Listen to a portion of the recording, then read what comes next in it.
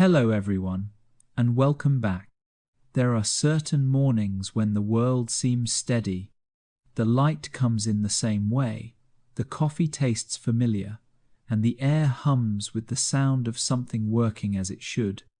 That is how it began on Wall Street in October 1929, a morning that looked ordinary, felt routine, and carried the calm before a storm no one truly expected. You can almost picture it, the marble steps shining under a pale sun, brokers in pressed suits and hats passing each other with quiet confidence, the rattle of ticker tape echoing through tall windows. To the outside world, this was the temple of progress, a machine that turned optimism into wealth. Every whisper on the trading floor promised another rise, another record, another chance to turn belief into gold. But that morning, belief itself was about to break. The New York Stock Exchange did not roar awake. It cracked. It started with a hesitation, a slight hitch in the ticker, like a heart missing a beat. Someone noticed that a major stock, maybe steel, maybe automobiles, had dipped lower than it should have. Phones began to ring. A secretary hurried past with fresh printouts. Voices grew sharper, tighter, and before anyone could process what was happening, the room turned into a storm. The numbers fell. The air thickened. People shouted into receivers that no longer answered. Papers fluttered to the floor. What had been a hum of commerce became the sound of panic breathing through hundreds of throats at once. It was not only money that was disappearing, it was certainty. For years, the American dream had been dressed in optimism. The 1,920 seconds were all rhythm and invention. Jazz, radios, airplanes, skyscrapers that stretched toward heaven. People bought stocks on margin, borrowing money they did not have to chase a fortune they believed was waiting for them. Everyone seemed to win, and even caution looked foolish. Why save when you could invest? Why question the future when every chart pointed upward? Yet in that moment, when prices plunged faster than eyes could follow, something deeper than wealth collapsed. It was trust. Trust that the system made sense, that hard work and belief could outpace risk. The market had been a mirror, reflecting a nation's confidence. Now it showed only fear. Imagine standing there, your tie too tight, your hands damp, your voice hoarse from calling clients who suddenly stopped answering. The floor beneath you feels unsteady, as if the marble itself knows what is coming. Outside, the street fills with rumor. The newspapers will later print headlines of doom. Some will claim people leapt from windows that day. In truth, few did, but the myth survives because it felt true. People felt like jumping. Because when everything you built in your mind evaporates, falling becomes a metaphor you can't escape. The fall was not only financial, it was psychological. To understand that morning, you have to step into the minds of those inside it. Picture a young clerk, perhaps 23, watching the ticker jam for the first time. He does not yet know what it means. His supervisor tells him to stay calm, but the words ring hollow. He looks at the paper spilling from the machine, a stream of numbers bleeding red, and senses that the noise around him is not just confusion, it is the sound of something enormous breaking apart. In another office across the street, a banker sips his coffee slowly, pretending the taste has not gone bitter. He has been through market dips before. It will pass, he tells himself. He even says it aloud, to the man sitting beside him who does not reply. But when the phone rings again, and another client demands answers, he feels a hollow space open in his chest. What if it does not pass? What if this is the moment the music stops? Outside, the wind picks up. Paper flutters through the air. Cancelled orders, frantic notes, headlines half-printed. Men stand in clusters near the exchange doors, waiting for news that changes by the second. No one knows which rumour to believe. Some say the bankers' consortium will save the day. Others whisper that the banks themselves are drowning. A woman selling newspapers on the corner counts her coins twice. Even she can feel it. The city's heartbeat stuttering, and somewhere a journalist types the words Wall Street in panic. It will become tomorrow's truth. By mid-afternoon, the floor is chaos. Prices are collapsing so fast that clerks can't update the chalkboards quickly enough. The ticker runs hours behind real time. Investors crowd around, demanding updates, their faces pale with disbelief. There is sweat on every collar, ink on every cuff. The air smells like smoke and anxiety. Someone jokes that the market just needs a long weekend. The laughter dies before it finishes. The most haunting thing about that day is not the noise, it is the silence that follows. After the bell finally rings, the room does not empty right away. People linger, staring at the floor, not speaking. Some pick up scattered papers, fold them neatly, then drop them again as if realizing it no longer matters. The market is closed, but the damage keeps working its way outward, invisible and unstoppable. For some, it is just numbers. For others, it is everything: homes mortgaged, savings borrowed, reputations built on borrowed trust. That night, offices stay lit long past midnight as men rewrite ledgers, searching for logic in the wreckage. There is none. When dawn comes again, it feels different. The sunlight still touches the same marble steps, but the men who walk up them carry something heavier than briefcases. They carry shame, confusion, disbelief. They used to talk about opportunity. Now they whisper about survival. It is easy, decades later, to think of the crash as a line in a history book, a cause, an effect, a number. But in 1929, it was not an event. It was an atmosphere. It seeped into coffee cups, into headlines, into the nervous laughter of people pretending everything was fine. And maybe that is why the story still echoes. Because we recognize the pattern. We know what it feels like when confidence blinds us. When optimism becomes arrogance. When we think the ladder has no end until it gives way beneath us. What collapsed that morning was not only the market, it was a kind of faith, the belief that prosperity was permanent. That risk was an illusion. The crash did not invent fear, it revealed it. Decades later, the images remain vivid, ticker tape swirling in the gutters like snow, shoes scuffing across marble floors, a man standing still while the crowd rushes past him. He does not move because he can't yet believe it is real. He thinks maybe if he stands still enough, the world will rewind. But time does not rewind. The crash spread like water through cracks into small towns, factories, farms. Banks folded. Jobs vanished. Families lined up for bread.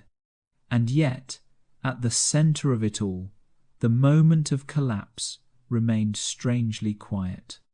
It was not a cinematic explosion. It was the slow recognition that things do not always break loudly. Sometimes they just stop working. That truth unsettles us even now.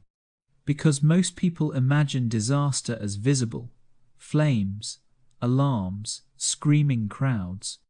But the greatest collapses are often invisible while they are happening.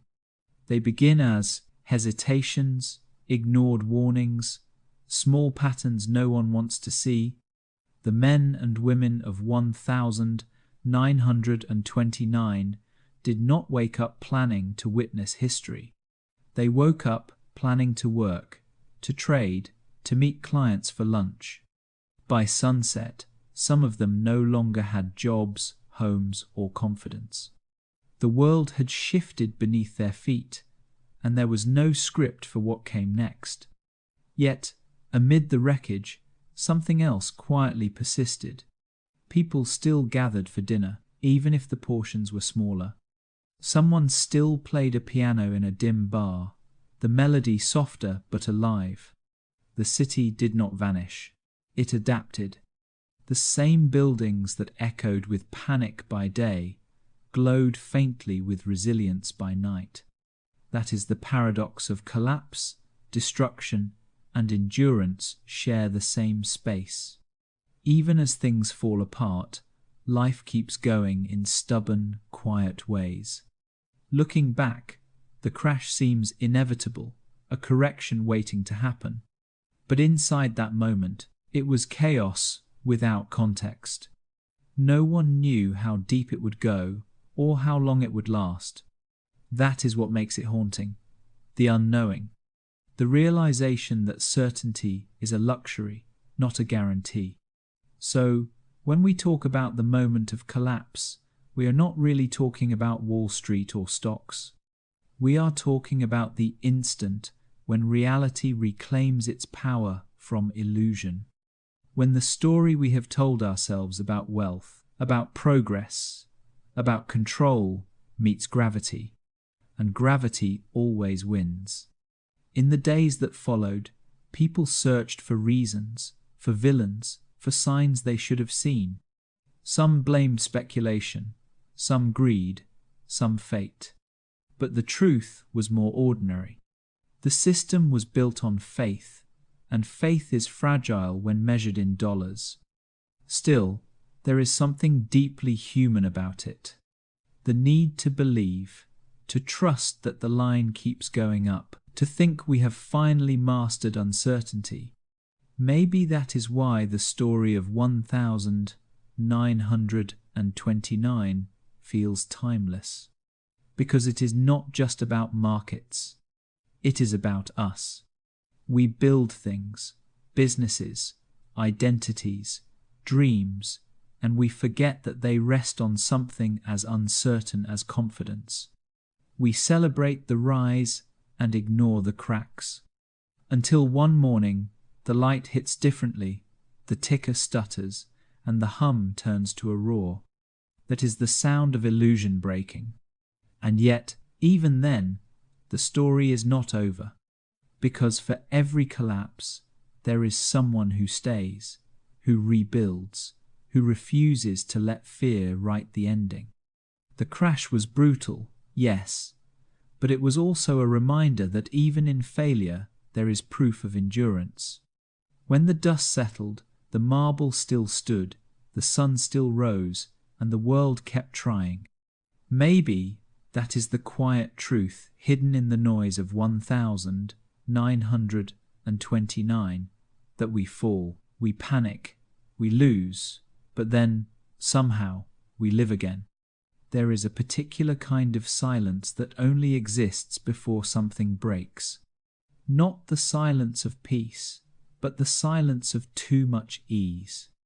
That is how America sounded in the months leading up to October 1929. The air was full of jazz and radio static, the smell of gasoline and new paint.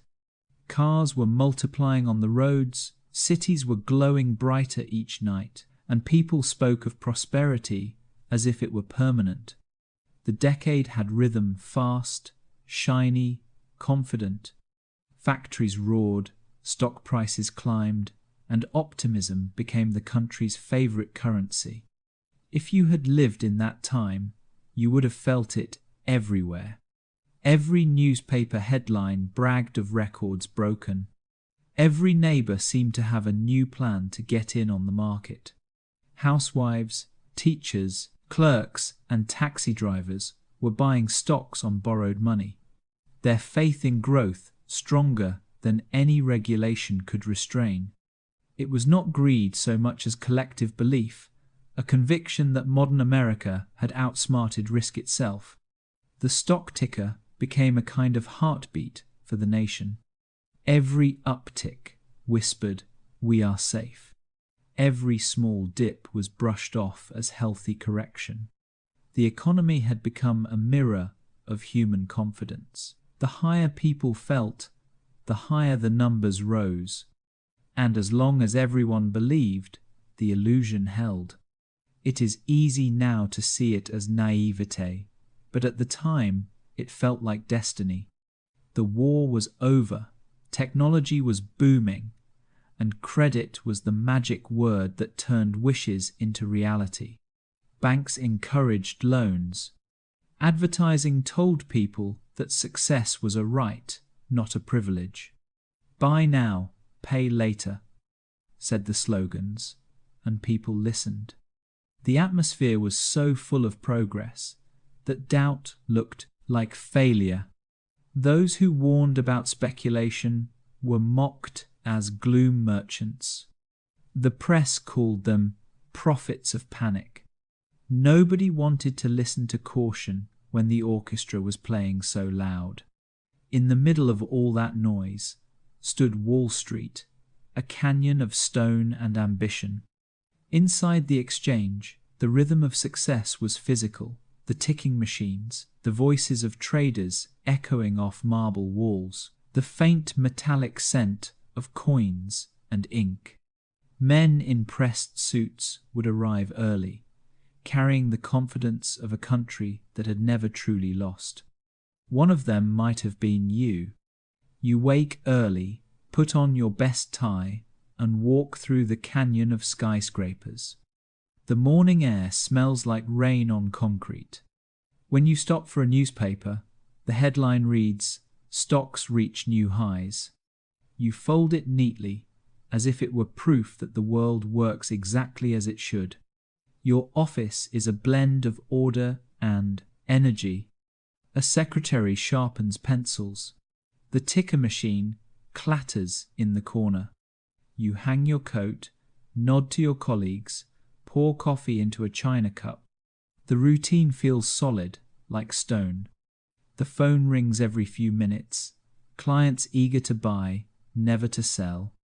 There is laughter in the background, the light-hearted kind that comes from people who've never truly been afraid. You do not know it yet, but the system you trust is already cracking. A few economists' rare voices in the din had begun to warn that stock prices were rising far beyond their real value. Factory production had slowed slightly. Farmers were struggling with debt. The signs were faint, buried under the noise of optimism. But no one wanted to see the pattern forming, because seeing it would mean admitting the music might stop. That is the psychology of a boom. When things go well for too long, people forget the rules. Risk starts to look like courage. Debt feels like opportunity. And the idea of too much disappears from the vocabulary. By early autumn of 1929, credit was stretched to the limit. Millions of ordinary Americans were buying stocks with borrowed money, paying only a small fraction up front and promising the rest later. Brokers encouraged it, banks enabled it, and the illusion deepened. The market became a house built on margin, fragile as glass but glittering under the sun. Then came the tremors. It started quietly, just a few uneasy headlines. A big investor sold a large block of shares. Prices dipped. A few more followed. It looked harmless, even healthy. Markets always moved up and down. But this time, something subtle had changed. The buyers did not rush in to rescue prices. The confidence that had floated the market for years began to thin, like fog burning off under morning light. Inside offices, the tone shifted. Jokes became shorter. Laughter turned forced. People watched the ticker tape more closely, eyes flicking at every number. Clients called more often, their voices tight. "Should we sell?" they asked. And brokers replied with the old refrain, "Stay calm. This is temporary." Temporary.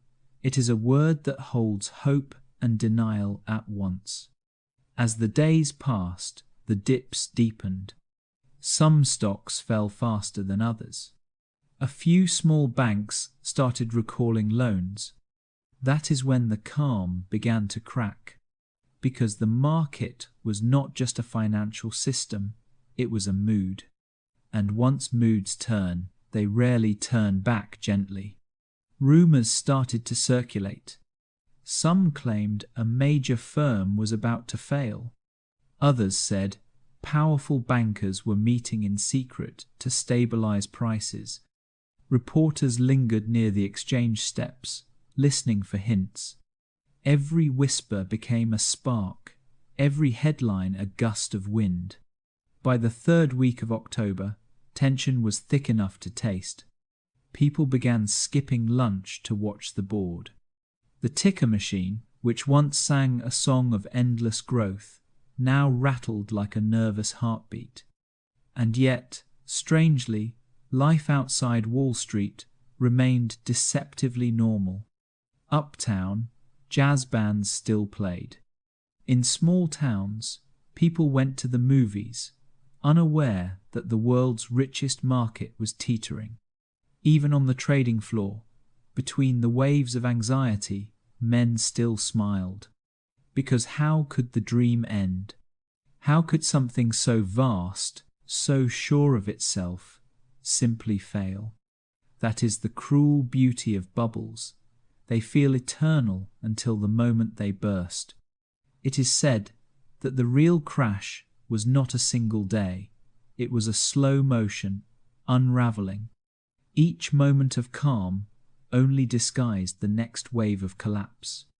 Behind every polite smile, every calm reassurance, was the same quiet question. What if we are wrong this time? The newspapers kept publishing cheerful editorials. Politicians promised stability. But beneath the optimism, something ancient stirred, the old fear of losing control. It had been buried for years under jazz and champagne, but it was still there, waiting. By the time the market opened on the morning of October 24, that fear had found its voice. Traders arrived early, faces drawn, eyes scanning headlines. A few said nothing, just went straight to their desks. Others cracked small jokes, trying to ward off the inevitable. The ticker began printing, and at first it was calm numbers holding steady, then dipping slightly. Then the orders began to flood in. Sell, sell, sell, and the silence that had lingered for months shattered. The calm of the roaring 20s, the smooth rhythm of easy money broke apart in a single collective gasp. What had felt like progress revealed itself as fragility. The dance floor emptied. The music stopped. No one in that room could have described the sound of the moment the dream died. But they remembered the feeling, the way the light seemed colder, the way every noise became sharper, the way a simple number could make a man's stomach drop. And that is how calm turns to chaos. Not with thunder, but with recognition.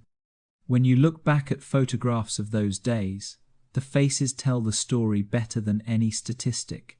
Disbelief, mixed with pride, the stubborn refusal to admit it is over. Some stare at the ticker tape as though it might apologize.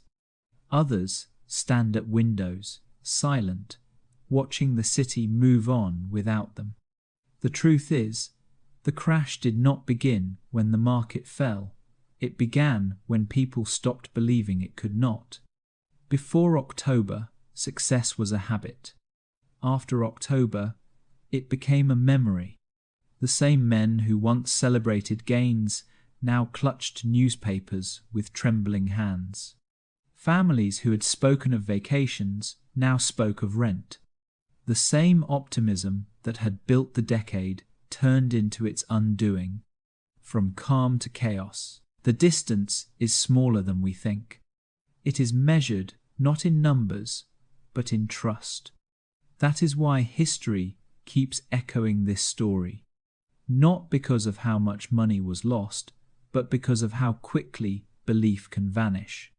Every age has its version of the calm, the illusion that progress is permanent, that systems can't fail, that the tide will never turn. And every age learns again how fragile that illusion really is. The chaos of 1929 was more than a financial event, it was a mirror. It showed a nation what it looks like when certainty runs out. The streets did not explode. The stars did not fall. But something invisible broke the link between confidence and reality. And once it broke, it could not be repaired overnight. The years that followed would bring hardship, reform, and rediscovery. But on that quiet morning, when the market first trembled, all of that was still unseen. What the world saw, instead, was a simple, terrifying truth. The calm had been a disguise all along. The New York Stock Exchange was never meant to be silent. It breathed in shouts, in the thump of shoes against marble, in the metallic whir of the ticker machines printing fortunes line by line. On an ordinary day, the floor was chaos in harmony, 100 conversations overlapping, each one a different note in the same song of ambition. But on October 24, 1929, that music twisted. The first minutes after the opening bell felt normal enough. Brokers called out bids. Runners darted through narrow aisles with slips of paper. Clerks scribbled numbers faster than their pencils could keep up. The ticker machine hummed in rhythm with confidence. It was supposed to be just another morning. Then, quietly, the numbers started to fall. At first, no one panicked. Stocks dipped all the time. A few murmured about profit-taking, others about healthy correction. You told yourself the same thing markets breathe. They expand and contract, and this was just a deep breath before the next climb. You said it again, out loud this time, to convince yourself. But then the orders came faster. Sell, sell, sell. The ticker stuttered, jammed for a second, then started again, spitting out figures so low that one broker swore it must be broken. A murmur spread through the floor, heads lifted from ledgers. Someone shouted across the room, "Is this right?" No one answered. The air thickened. You could hear it, the pitch of voices rising, the scrape of shoes, the tremor in laughter that no longer sounded like laughter. Phones began ringing non-stop. Clerks dashed between desks, papers spilling from their hands. One man near the entrance tried to light a cigarette 3 times before giving up. The ticker could not keep up anymore. Prices were changing too quickly. By the time a trade printed, it was already wrong. The room was working blind. That is when the shouting began. Sell it all. One client screamed through the telephone line. Another begged, "Hold, please just hold." You looked around and saw men you thought were unshakable, leaning against their desks, faces grey. The marble walls that once seemed proud now just felt cold. Someone near the center of the room dropped a stack of reports, and the fluttering papers drew every eye for a second, like birds startled by thunder. And still the numbers kept falling. For hours, the ticker tape poured out like confetti at a funeral. The paper coiled on the floor in white drifts, winding between black shoes polished that morning for a different kind of day. It was like watching snow fall inside a furnace, quiet, endless, unreal. A few men tried to keep order. Senior brokers shouted commands, their voices cutting through the panic like whip cracks. Stay at your posts, no one leaves the floor. But their authority was shrinking by the minute. Fear moves faster than leadership. By mid-morning, the noise was unbearable. The phones had become conduits for dread. A clerk ran past you, face pale, muttering something about another bank calling in loans. The smell of sweat mixed with cigarette smoke and ink. The whole room pulsed with heat. And somewhere above the noise, someone laughed. Not because it was funny, because disbelief had nowhere else to go. By noon, people stopped pretending. The laughter died, replaced by an eerie rhythm of voices calling out figures like confessions. Steel, 195. No, centot tanta due. Now, 169. General Electric, down 20 points. Radio, half its value. There was a sound that day. No one forgot the clatter of the ticker when it jammed completely. Then started again, printing losses like a drumbeat. Outside, crowds began to gather. The word had spread beyond the exchange. Something was happening, something bad. By early afternoon, thousands of people stood in the narrow street, craning their necks, watching the windows. You stepped to the edge of the trading floor and looked through the glass. The crowd below looked like a single organism, heads moving together, waves of murmurs rising each time a runner came down the stairs with an update. Some faces were angry, others blank. Everyone was waiting for a miracle that was not coming. Back inside, the exhaustion began to show. Ties loosened. Shirts clung to backs. The heat of too many bodies, too much fear, made the air thick enough to taste. You could hear whispers about men ruined before lunch, entire firms evaporating between phone calls. The ticker, once a symbol of progress, now looked like an executioner's tool. A runner stumbled, caught himself, and laughed bitterly. "I have been running numbers since I was 16, he said to no one. "Guess this is the day they run me." The floor had become a stage for disbelief. Each man trying to appear composed while privately counting the pieces of his life he might still save. A few shouted instructions into phones that no longer connected anywhere. Others just stared at the walls, lips moving, in silent arithmetic. The exchange officials called for calm. The loudspeaker crackled with reassurances from major bankers, promising stabilization. For a moment, the volume dropped. People stopped moving, as if the words could somehow glue the world back together. But then, another wave of sell orders hit the floor, and the roar came back louder this time. You realized something simple and terrible. No one was in control anymore.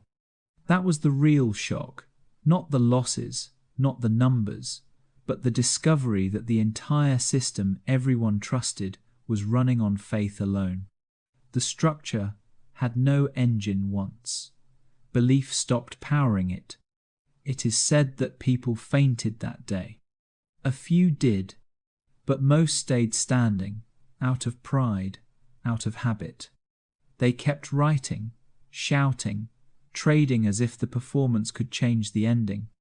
By late afternoon, Voices were hoarse. The floor smelled of panic and paper dust.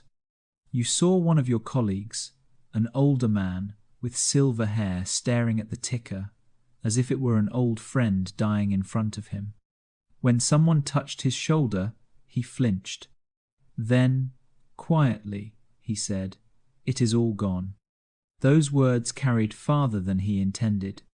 You could feel them pass through the room like a chill. It is all gone. And in that moment, something collective broke. When the bell finally rang, signaling the end of trading, the noise did not stop right away. It hung in the air, a ghostly echo of what had been normal just a day before. People stood frozen for a few seconds, as if waiting for permission to breathe again. Then, slowly, they began to move. Some gathered their papers mechanically, though the numbers meant nothing now. Others simply stared at the ticker tape on the floor, white against black shoes, and walked out without saying a word. The street outside was darker than usual, the sky heavy with late autumn haze. The crowd had thinned, but not vanished. Reporters hovered near the entrance, pencils ready. A man brushed past you, muttering, "It will come back tomorrow." Maybe he believed it. Maybe he needed to. You stepped onto the sidewalk. The echo of footsteps, the rustle of discarded tape in the gutter, it all felt unreal, like a dream unspooling. Across the street, a shoeshine boy packed his kit early. The city looked the same but sounded different. The energy that had once been ambition now felt like aftermath. Behind you, the exchange doors closed with a heavy thud. For the first time in years, the heart of capitalism sounded like it was holding its breath. People would call it Black Thursday, but the darkness was not in the sky. It was in the realization that no amount of noise, no volume of shouting, could drown out the truth. The party was over. That night, in bars across Lower Manhattan, the survivors gathered, not to celebrate, not even to mourn, but to sit in stunned silence.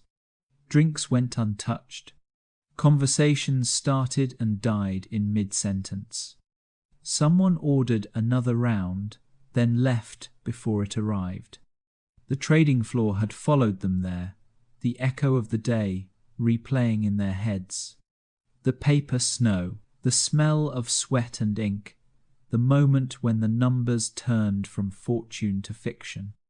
And for many, that sound never left them. Because once you have stood inside a system collapsing under its own weight, every future success carries a shadow. You learn that order is temporary, that confidence is fragile, that progress hums only as long as people keep believing in the hum. That is what the trading floor taught the world in 1929. Not how to make or lose money, but how quickly certainty can dissolve into noise. When the dust of panic began to settle, stories rose to take its place. It is what humans do when chaos leaves them speechless. We build narratives to fill the silence. In the days after the crash, the most enduring story took shape almost instantly. That men in suits, brokers, bankers, millionaires, had hurled themselves from office windows in despair. The suicides of 29, the headlines called them. The newspapers printed them like parables, moral lessons for a nation waking from its fever dream of easy wealth. But history, as it often does, turned rumor into scripture. The image was cinematic, a tall building against a grey Manhattan sky, the sound of a distant siren, a hat tumbling after a falling figure. Reporters did not need proof, only poetry. Readers did not need evidence. They needed catharsis. The idea that the mighty had literally fallen satisfied something deep in the collective psyche. It gave shape to the fear everyone felt if they could fall, anyone could. Yet when you dig beneath the myth, the truth is smaller, quieter, and sadder. In reality, very few people jumped in those early days. Archival reports confirm only a handful of deaths directly tied to the crash itself. Most people did not leap from windows. They went home, sat at their kitchen tables, and stared at numbers they could not make sense of. They folded newspapers without reading them. They said little at dinner. Some did not show up at work the next day, not because they were died, but because they could not bear to walk back into a room that smelled like failure. The legend, though, was too powerful to die. By November, cartoons in newspapers showed top hats and briefcases falling through the sky. Sermons referenced men who traded their souls for stock. Hollywood picked up the imagery: dark windows, falling papers, a single scream that echoed through the canyons of Wall Street. It was melodrama, yes, but it worked because it felt emotionally true. The truth rarely travels as fast as the story people want to believe.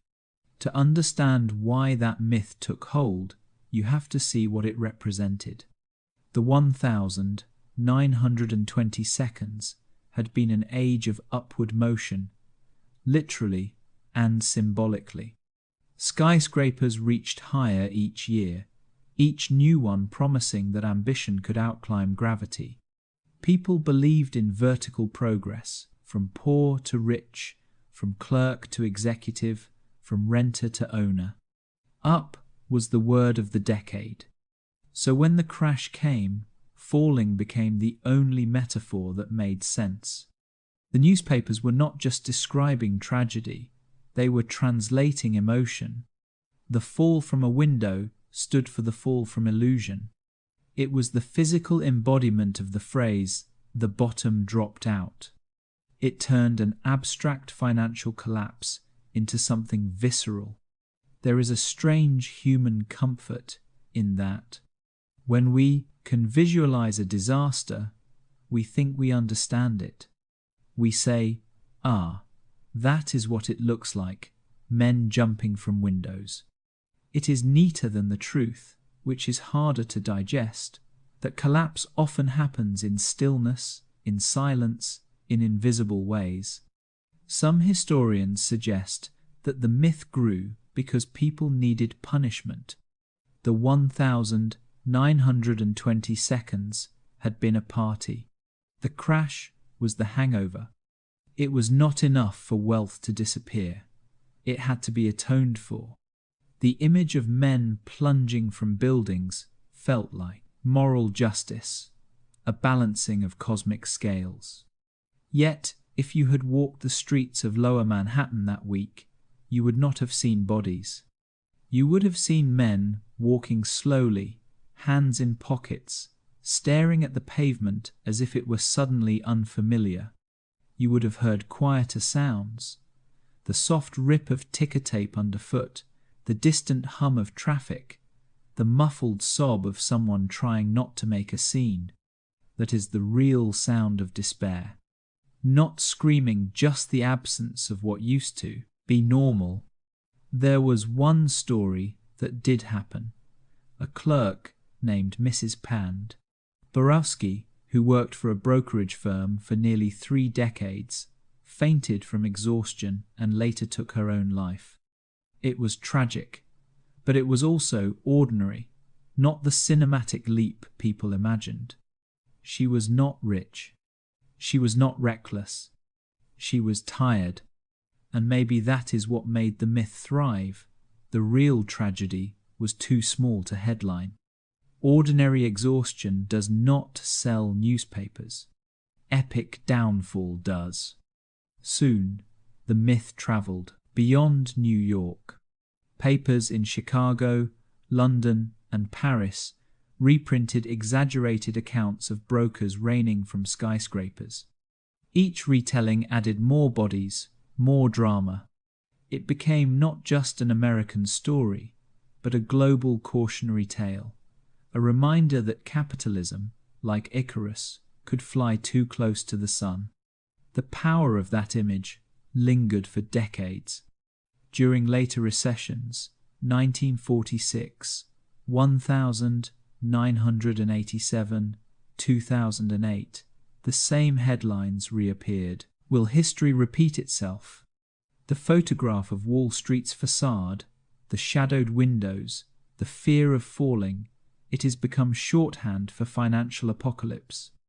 Even now, when markets dip, social media jokes resurface about open windows on Wall Street. It is morbid. Yes, but it shows how myth outlives reality. There is something telling about that endurance. The crash became not just an event, but a parable of hubris. The myth of the jumpers offered a simple narrative. Greed leads to ruin, arrogance leads to fall, excess invites gravity. It is easy to understand, easy to moralize, and in that simplicity lies its strength. But the truth, as always, is more complicated. The real victims were not the caricatures of top-hatted millionaires throwing themselves from penthouses. They were everyday people whose worlds shrank: overnight secretaries, factory workers, small-town shopkeepers. They did not fall from windows. They fell quietly through the cracks of a collapsing economy. There is a kind of dignity in their silence. No grand gestures, no newspaper front pages, just persistence, the long, slow work of surviving humiliation. That is why the myth matters, even as a lie, because it reveals something honest about fear. We would rather imagine a dramatic end than face a long uncertainty. We want closure, even if it is fabricated. The jumpers gave people that closure, a way to turn confusion into a story with a final image. But look closer, and you will see the deeper irony. The myth of falling was born from a culture obsessed with rising. America had built its identity on ascent, the dream of reaching higher, earning more, building bigger. The skyscraper was not just architecture, it was ideology in stone.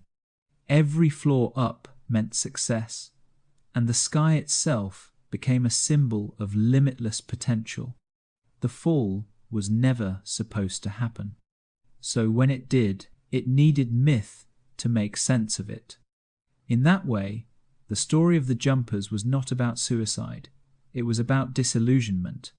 A society that believed in endless ascent suddenly met gravity, and the shock was too much to process without turning it into legend.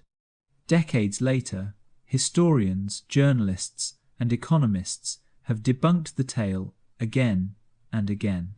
But myths are stubborn. Facts can correct the record, but they can't erase the emotional truth people cling to. The image of a man standing at a window, realizing too late that belief can't defy gravity, it stays. Because it feels true, even if it is not. And maybe that is what makes it so haunting. The myth of the fall is not really about 1929. It is about all the moments when human confidence meets the edge of its own creation. It is about the way we build towers of money, of ego, of faith, and forget that every tower casts a shadow. When the wind changes, when the foundation shifts, when the numbers start to crumble, we look down and remember how high we have climbed. That is when fear becomes physical. Not because we are about to fall, but because we realize we were never built to live this high without balance. The window becomes a mirror. We see ourselves reflected in it, not jumping, but staring, wondering how it all went wrong. And perhaps that is why the myth endures, because it is not about those men in 1929. It is about us, about what happens when belief outruns reason, about the human need to find beauty, or at least meaning, in collapse. Maybe we keep retelling it because, deep down, we know how close we all are to that window standing at the edge of something we thought was solid, watching it tremble, and pretending we are not afraid. When myths harden into memory, the real faces behind them start to blur. That is what happened in the weeks after the crash rumor replaced reality, and the quiet truths got buried under headlines that needed drama. The truth was far less cinematic, far more human. In the aftermath, New York did not look like a battlefield. It looked like a city holding its breath. Offices stayed open, though quieter. Newspapers fluttered in gutters, their ink still shouting panic from yesterday. Men who had once walked with quick, confident strides now moved slower, like they were listening for aftershocks beneath the pavement. Most people did not leap from windows. They sat at desks, stared at balance sheets, and realized they did not understand what they were looking at anymore. The math did not make sense.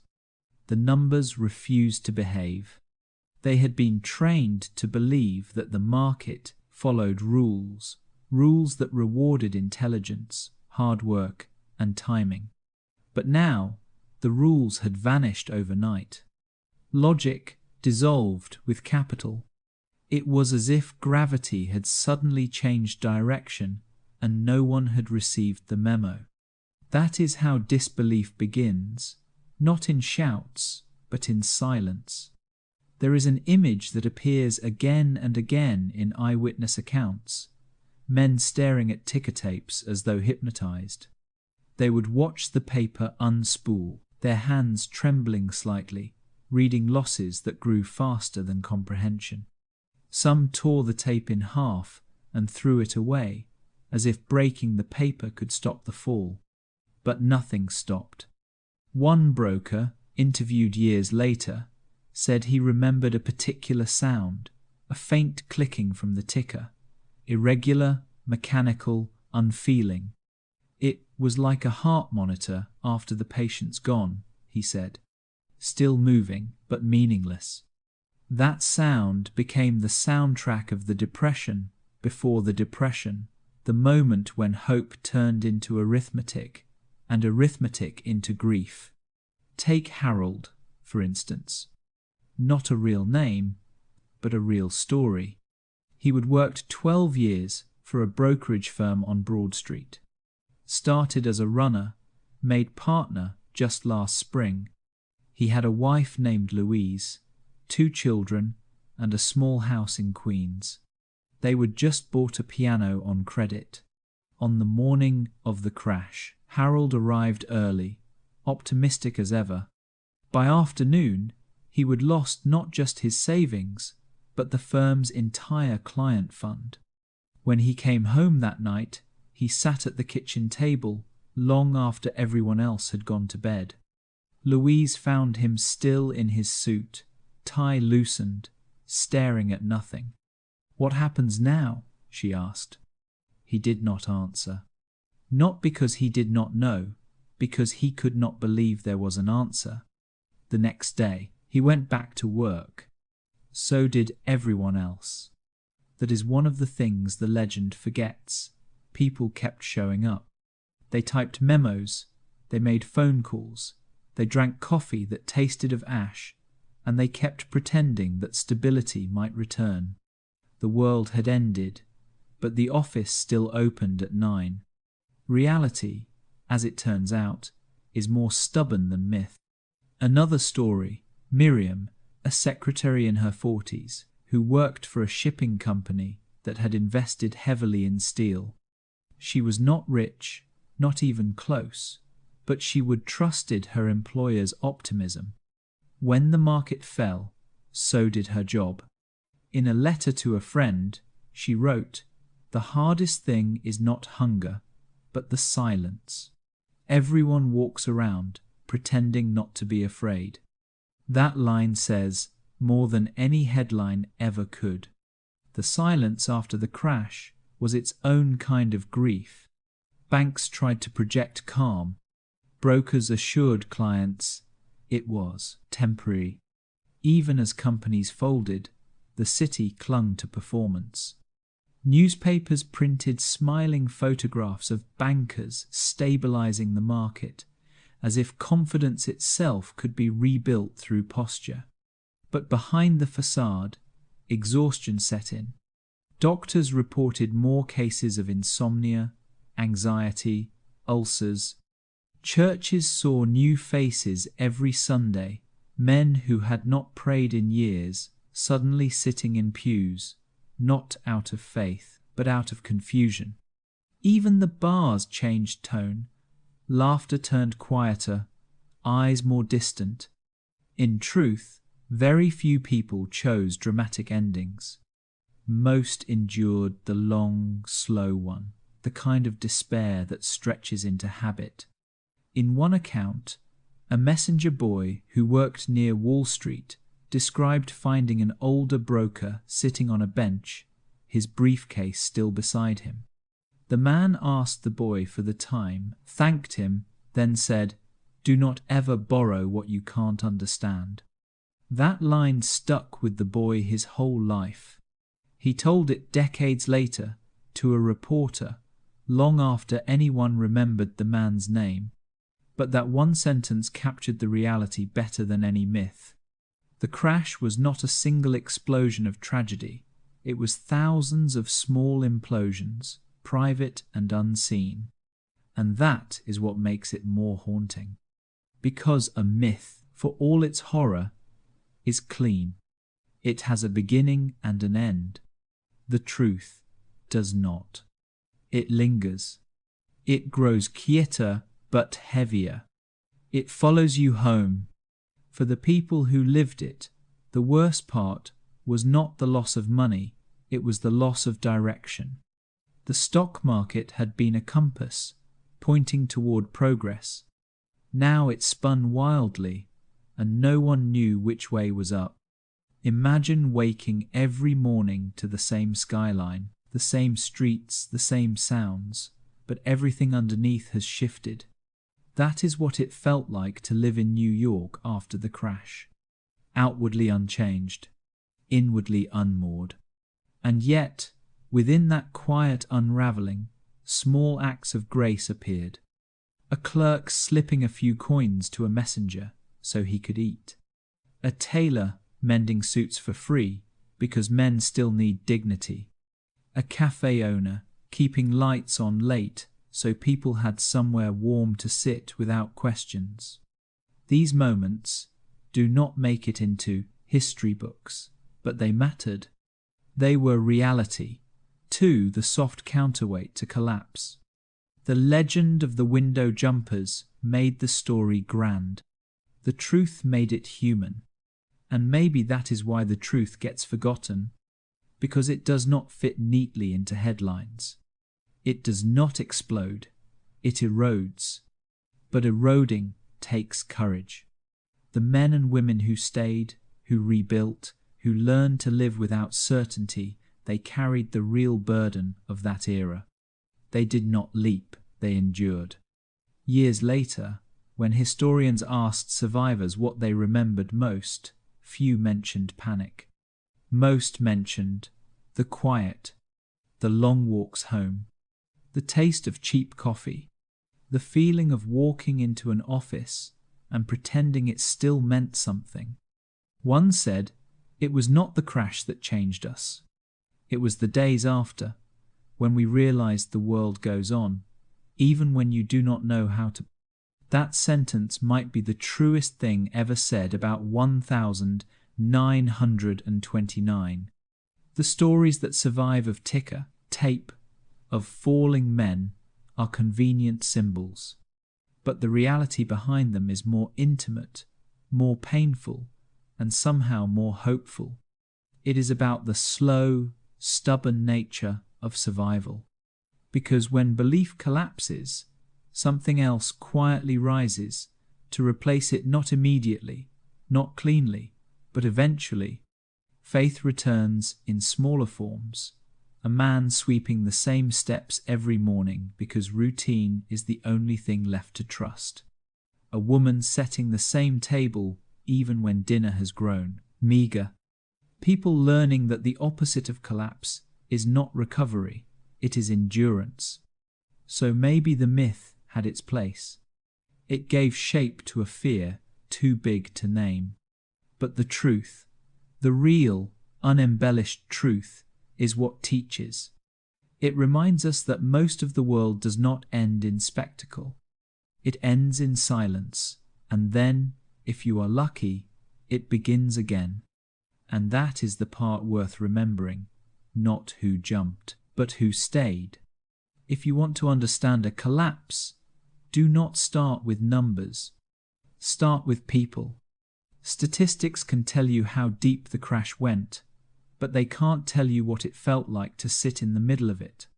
They do not describe the taste of cold coffee on a desk after a sleepless night, or the sound of a typewriter that keeps working long after its owner has stopped believing in the words it is producing.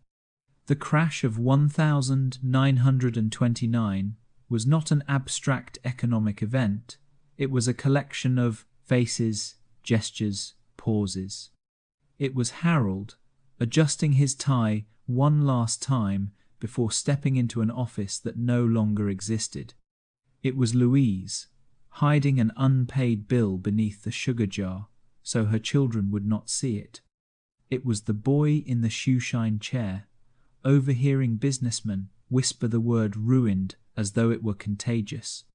Every era has its tragedies, but the Great Crash was unique because it took everything familiar and made it unrecognizable.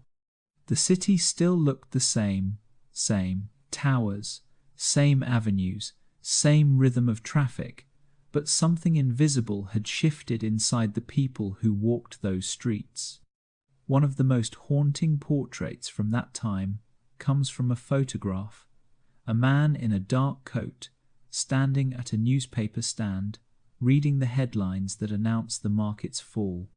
His hat shades, his eyes, his expression unreadable. He is not weeping or raging. He is just still.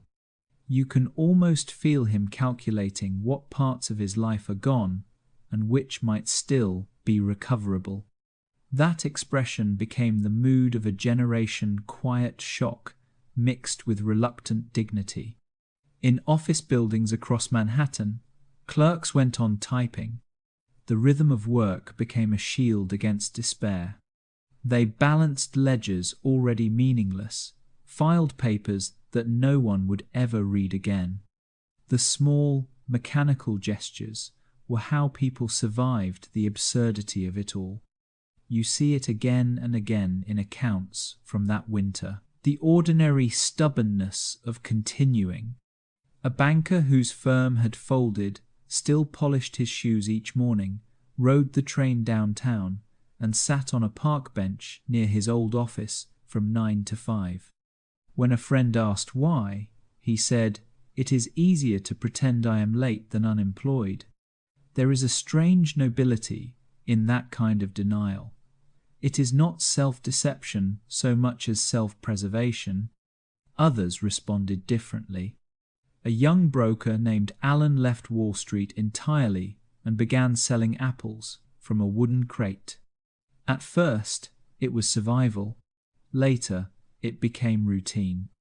Someone once asked him how it felt to go from trading thousands of dollars to trading fruit.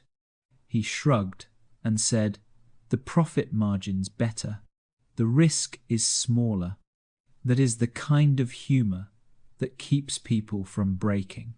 Further uptown, you would find people like Miriam the secretary, who lost her job when her employer's firm collapsed.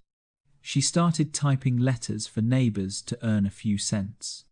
"You find out what you can do when you have no choice," she wrote in her diary. It is not bravery, it is math. The human portraits from this period show something raw and oddly beautiful. The slow rediscovery of what truly matters when everything external disappears. Families began to gather again, not out of nostalgia, but necessity. Apartment lights glowed longer into the night. Parents told children bedtime stories about better times, not to sugarcoat reality, but to keep imagination alive. Neighbors who barely spoke before now shared meals, coal, and cigarettes.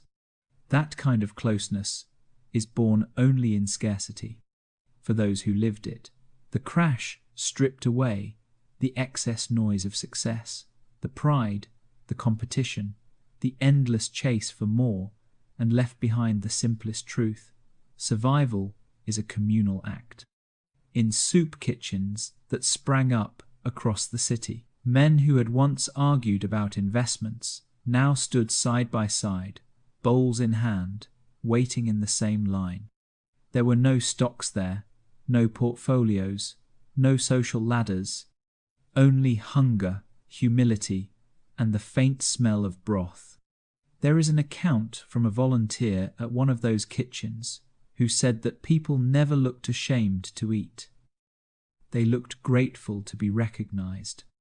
"We did not serve food," she said. "We served acknowledgement." It is easy to think of history as cold, impersonal, full of charts and crises.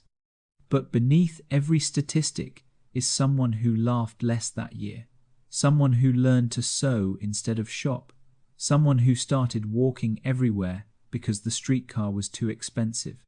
That is what the crash really looked like. Even the wealthy were not immune. One socialite accustomed to hosting lavish parties was photographed quietly pawning her jewelry. When a reporter approached her, she said, "The hardest thing is not losing money. It is losing the illusion that I was smarter than chance." That sentence could have been written for everyone. The crash humbled people in different ways. For some, it erased arrogance. For others, it built empathy. For many, it forced a new kind of honesty, the kind you can't buy. The stock exchange had been built on the idea that everything could be calculated. That uncertainty was a puzzle waiting to be solved. But life, it turned out, was not arithmetic. It was weather, and weather can't be controlled, only endured. Those who survived longest were not necessarily the cleverest, but the ones willing to change shape, to take on smaller dreams, to find purpose in things that no longer glittered. By the time winter set in, Wall Street had quieted into something almost solemn. Offices were emptier, but not entirely abandoned. The people who remained carried themselves differently, less swagger, more steadiness. There is a diary entry from a clerk in December 1929 that reads, "It is strange. The city feels lighter now that everyone's stopped pretending to be rich." It is not cynicism. It is relief. In crisis, pretense dies first. And in its place, humanity begins to show. Even art changed. Writers and painters started depicting ordinary lives again: crowded kitchens, empty pockets, tired faces. They stopped painting skyscrapers and started sketching streets. The distance between ambition and humility grew shorter. And in that strange, painful transformation, America began to rediscover itself. Because when illusions fall away, what is left is not emptiness, it is raw material, the bones of a society learning how to breathe again. The crash did not just break fortunes, it revealed character. It showed who could adapt, who could care, who could stay kind even when stripped of comfort. One newspaper in 1930 ran an article titled "The New Millionaires of Dignity." It described barbers, teachers, shop clerks, and former brokers who had begun organizing community aid networks. People who once measured success in profit now measured it in usefulness. That is what tragedy does. It resets the scale. Even now, nearly a century later, the human portraits from that era remind us that collapse does not only destroy it, clarifies. It asks hard questions. Who are you when the market stops answering? What remains when the noise fades? For some, the answer was despair. For others, it was rediscovery. The crash stripped the shine from the decade, but it also stripped the fear from many hearts. Once you have seen how quickly the world can change, you stop clinging to illusions. You learn that value is not printed on stock certificates. It is built in relationships, in integrity, in the ability to start again.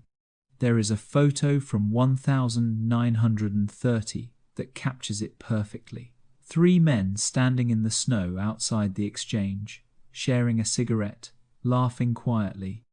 Their clothes are worn, their eyes tired, but there is warmth there. Not triumph, just endurance.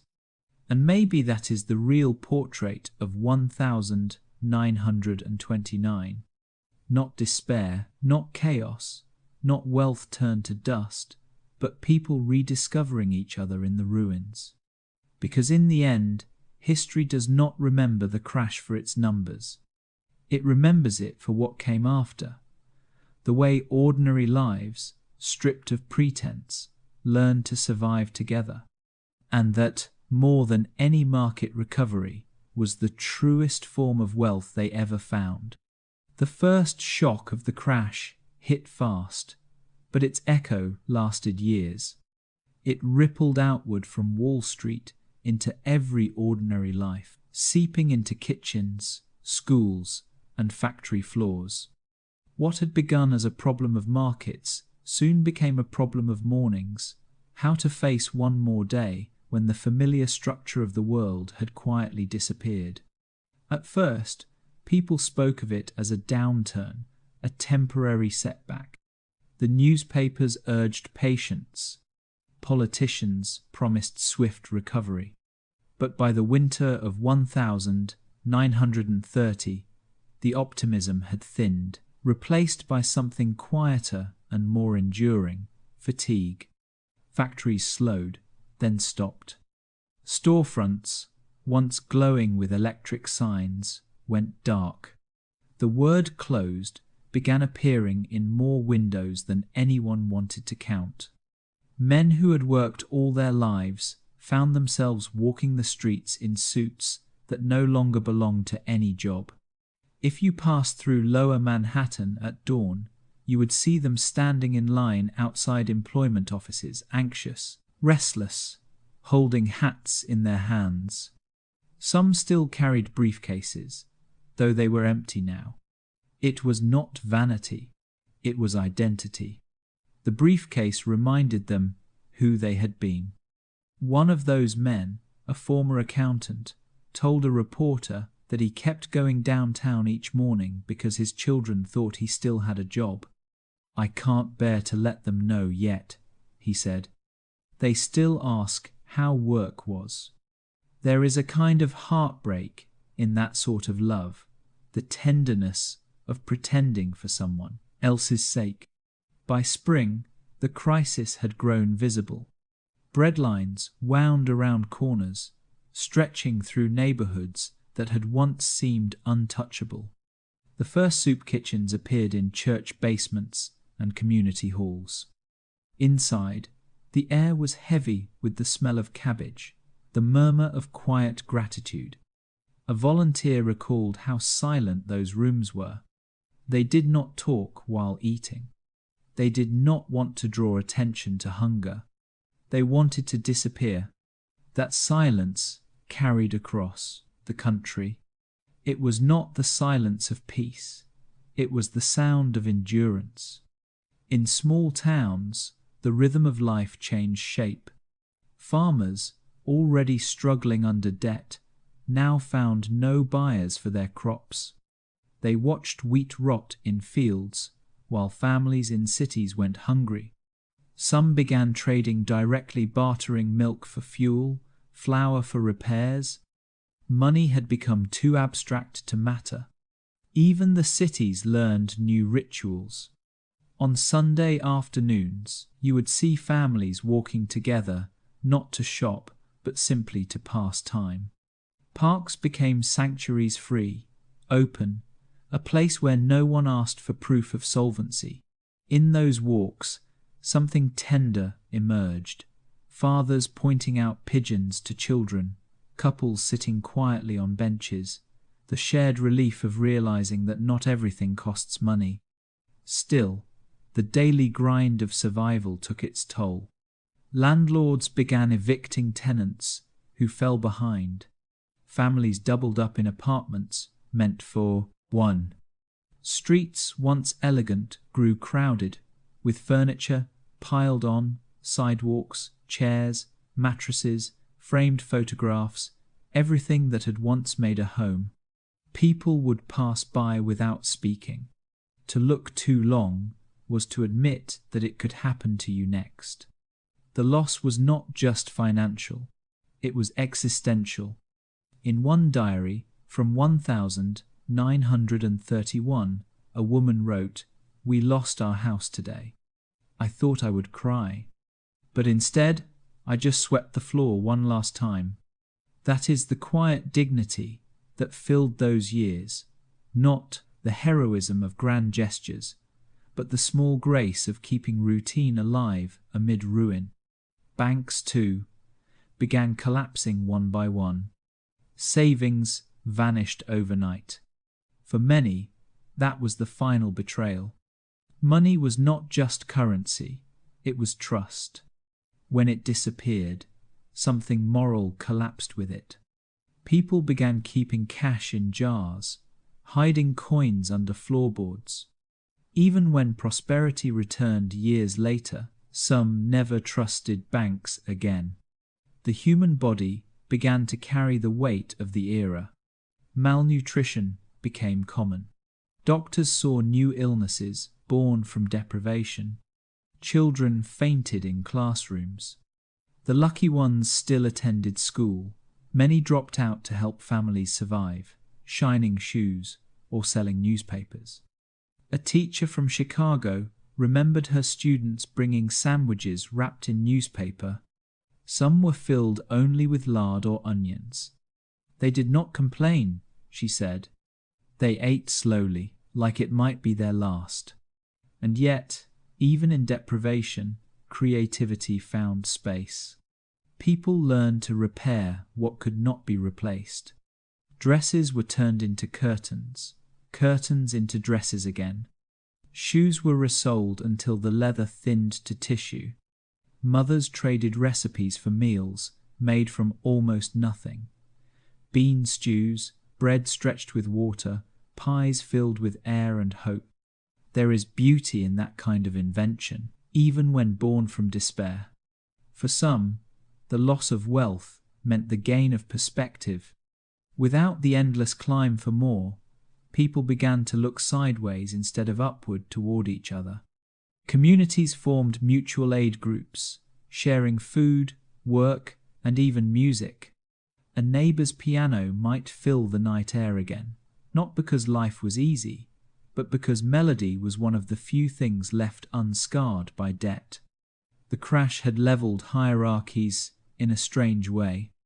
The gap between the once rich and the always poor narrowed not through justice, but through shared vulnerability.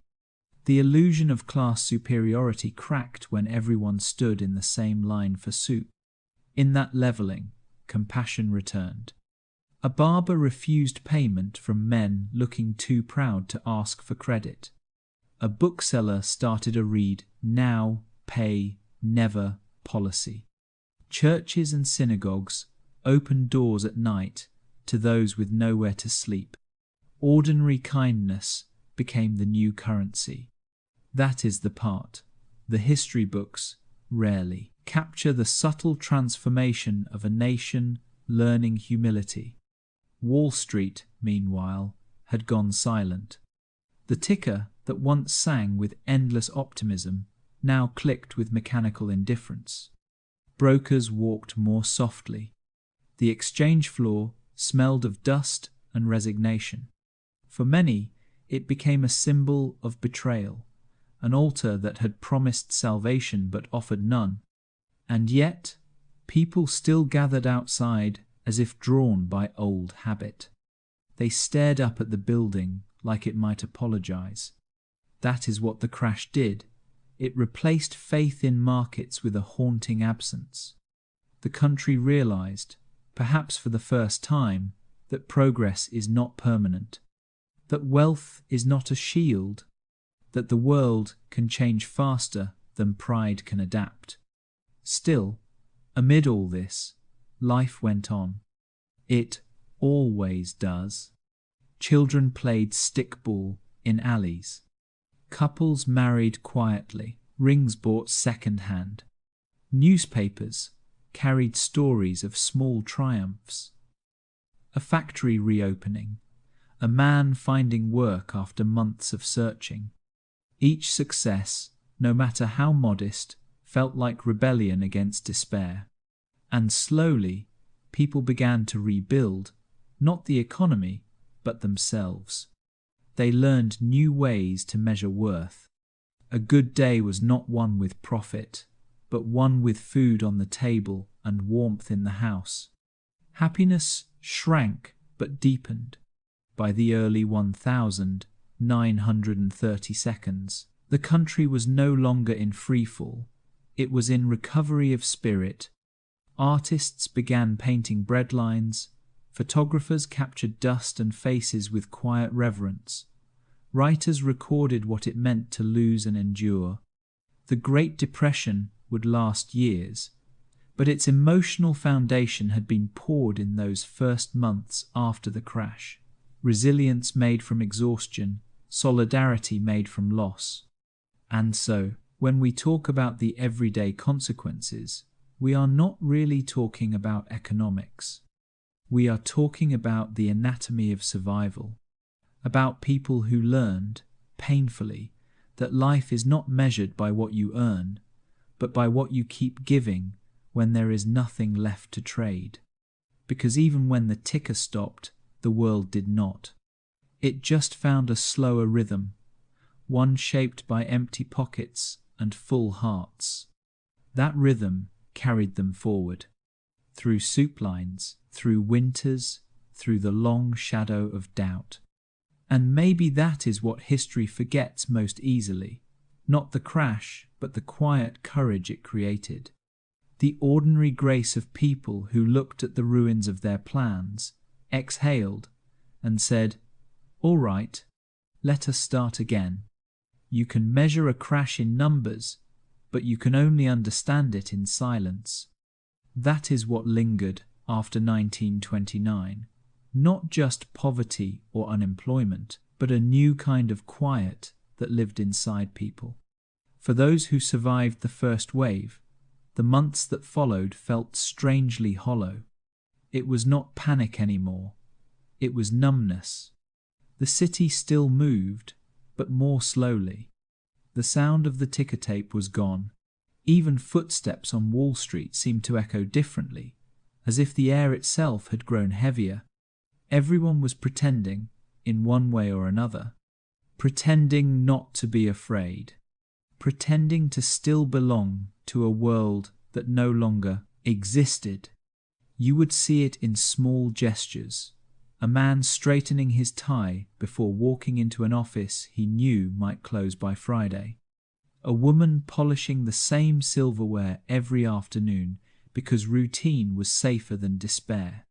People clung to rituals, not because they meant anything, but because they were proof that time still moved forward. Psychologists had not yet invented words like economic trauma, but that is what it was. An invisible fracture that ran through entire communities. There is an account from a doctor in New York who said his patients all described the same dream, falling through empty air and never landing. That was how they experienced the crash, not as an event, but as an endless descent. The body kept moving through the motions of life, but the mind stayed suspended in the moment of loss. For many, the hardest part was not hunger, it was humiliation. In a country that had built its identity on self-reliance, failure felt like sin. People did not just lose money, they lost the story they would told themselves about what kind of person they were. A banker who'd spent 20 years climbing the ladder now found himself taking orders from a younger man at a relief agency. A father who used to provide for his family now waited in line for bread, his hands tucked into his pockets so no one would see them shake. Pride, once a comfort, became a wound. One journalist described walking through Central Park in early 1931 and seeing men in suits feeding pigeons all day. "They look respectable," he wrote, "but their eyes have gone quiet. It is as if they are waiting for permission to exist again." That is what the crash did to people. It rearranged their relationship to the future. Before, the future had been a promise. If you worked hard enough, if you were clever enough, if you invested in the right places, you would get there.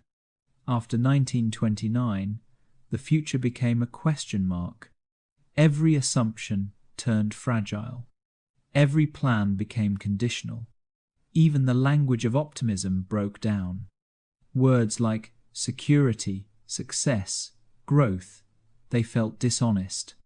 People stopped talking about someday and started talking about tomorrow, sometimes just tonight. There is a letter from a man in Ohio to his brother, written in 1930, that says, "I used to think life was a staircase.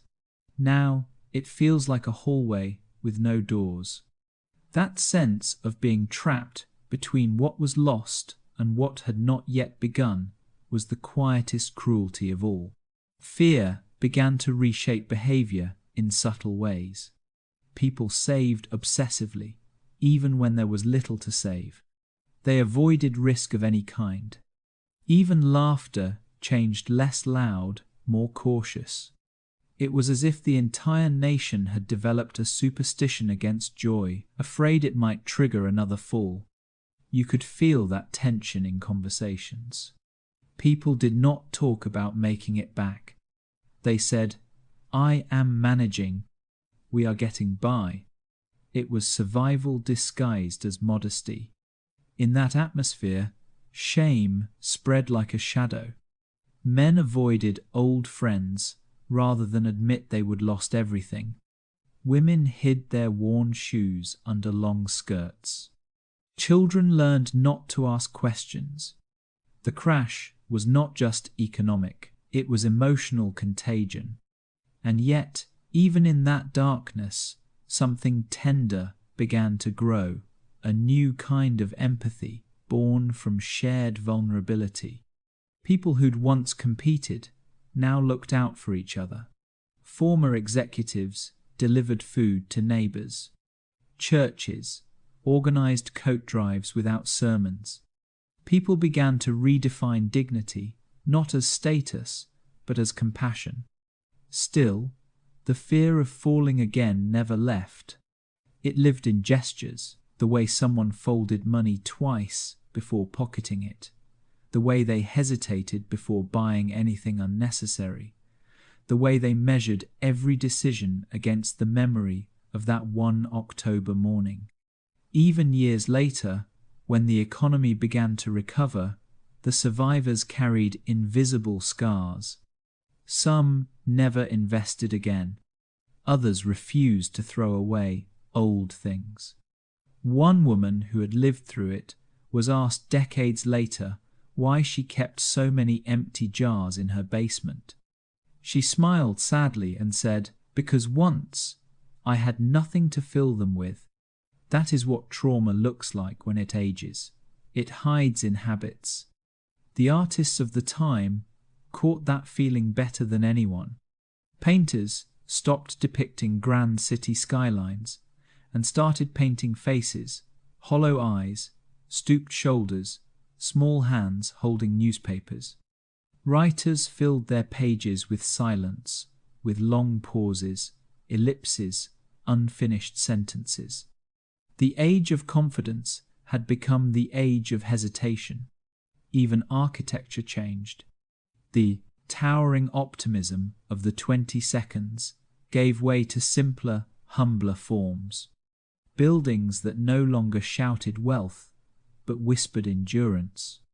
The country's psyche had shifted from expansion to reflection.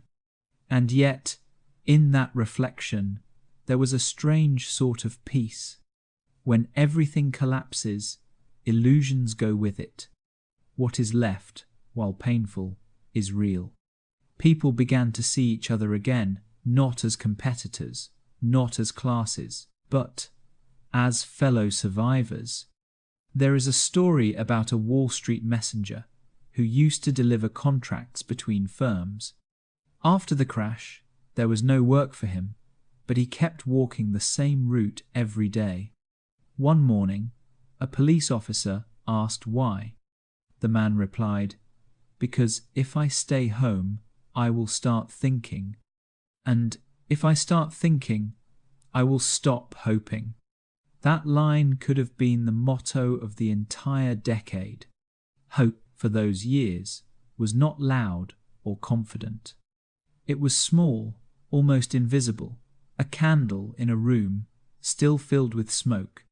People learned to protect it carefully, to feed it with routine and humility. The crash had shattered the illusion of control, and in that shattering, people rediscovered something older. Resilience, without arrogance. The kind of strength that does not announce itself, but refuses to die. By the mid-1930s, the world had changed again. Governments built new systems to prevent another disaster. Jobs returned, slowly. Cities began to hum once more. But for the generation that had lived through 1929, something fundamental had shifted. They no longer trusted permanence. They understood that security was temporary, that tomorrow could vanish without warning. And perhaps because of that, they began to live differently. Smaller dreams, steadier pace, deeper gratitude. The survivors did not speak about bouncing back. They spoke about standing still without falling. Psychological scars do not heal neatly, but they do reshape how people see the world. The crash taught millions that stability is not something you earn once. It is something you have to keep tending, like a fragile fire. And so they tended it, quietly. They saved, they worked, they loved carefully. They carried the memory of that morning like a folded letter, kept close, never forgotten.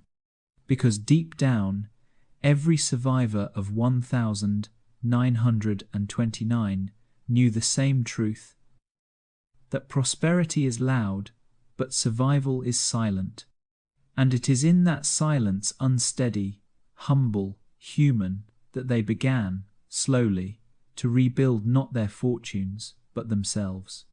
When a society survives a fall that big, it does not return to what it was, it molts. The shell cracks, and something quieter steps out, blinking against the light. That is what happened after 1929. America did not just lose wealth, it shed a kind of innocence. The crash marked the end of an era that had believed in unstoppable ascent, in endless growth, in the idea that success was proof of virtue. Afterward, the country began to question itself, not loudly, not through rebellion, but through reflection. The 1920 seconds had been a performance. Jazz, champagne, bright lights, skyscrapers, The whole decade had danced to the beat of its own self-assurance. The crash turned off the music. Suddenly, the glitter looked garish, the slogans hollow. People who once worshipped the market began to see it as something dangerous, beautiful, yes, but unpredictable, like fire. In art, fashion, language, and politics, the tone shifted. The world traded confidence for conscience. Writers like Steinbeck and Dos Passos began documenting the human cost of ambition. Photographers turned their lenses away from skylines and toward faces lined, weary, unadorned. Songs slowed down. Even jokes changed. Humor became sharper, edged with melancholy. America had learned irony. In a single decade, the culture moved from the thrill of having it all to the quiet pride of getting by. The advertising of the early 1930 seconds tells the story better than any history book. Before the crash, ads had screamed, "Be the envy of your neighbor, own the future." Afterward, they whispered, "Built to last, good value for hard times." The same products, but different faith. The age of excess had given way to an age of endurance. That shift seeped into homes. Frugality became a virtue, not a shame. Waste not, want not, turned from a saying into a survival code. Hand-me-downs became heirlooms. A mended shirt was not a sign of poverty, it was a badge of respectability. And behind it all, an unspoken understanding spread. The illusion of permanence was over. People stopped trusting glitter. They began trusting hands their own, their neighbors. Skill replaced speculation as the measure of worth. Knowing how to fix something mattered more than owning it. The mechanic, the farmer, the seamstress, all those once overlooked became the quiet heroes of a shaken nation. Even religion, long content to bless prosperity, began preaching humility again.